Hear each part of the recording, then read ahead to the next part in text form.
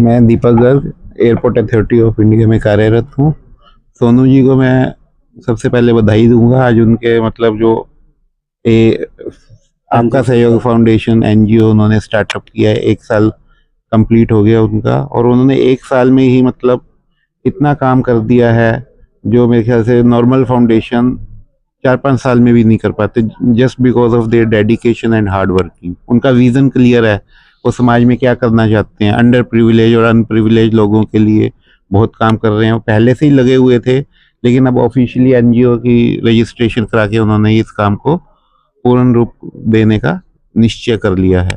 तो अभी 1 साल में इतना काम किया है, तो समाज में बहुत से लोग हैं, मतलब इंडिया ग्रो कर रहा है, लेकिन अनप्रिविलेज और अंडर प्रिविलेज लोगों को देखने के लिए कोई बहुत कम लोग सोचते हैं उनके बारे में। तो मैं सोनू जी को बधाई देना चाहता हूँ कि भारत समाज में से उन लोगों के लिए वो काम कर रहे हैं और उनको ऊपर उठाने में उनका बहुत बड़ा योगदान रहेगा।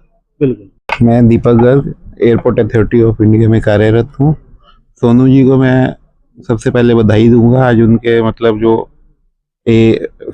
आपका सहयोग फाउंडेशन एनजीओ उन्होंने स्टार्टअप किया है, 1 साल कंप्लीट हो गया उनका, और उन्होंने 1 साल में ही मतलब इतना काम कर दिया है जो मेरे ख्याल से नॉर्मल फाउंडेशन 4-5 साल में भी नहीं कर पाते, just because of their dedication and hard working. उनका विजन क्लियर है, वो समाज में क्या करना चाहते हैं। अंडर प्रिविलेज और अनप्रिविलेज लोगों के लिए बहुत काम कर रहे हैं। वो पहले से ही लगे हुए थे, लेकिन अब ऑफिशियली एनजीओ की रजिस्ट्रेशन करा के उन्होंने इस काम को पूर्ण रूप देने का निश्चय कर लिया है।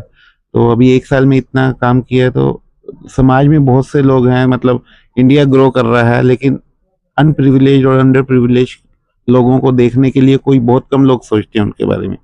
तो मैं सोनू जी को बधाई देना चाहता हूँ कि भारत समाज में से उन लोगों के लिए वो काम कर रहे हैं और उनको ऊपर उठाने में उनका बहुत बड़ा योगदान रहेगा। बिल्कुल।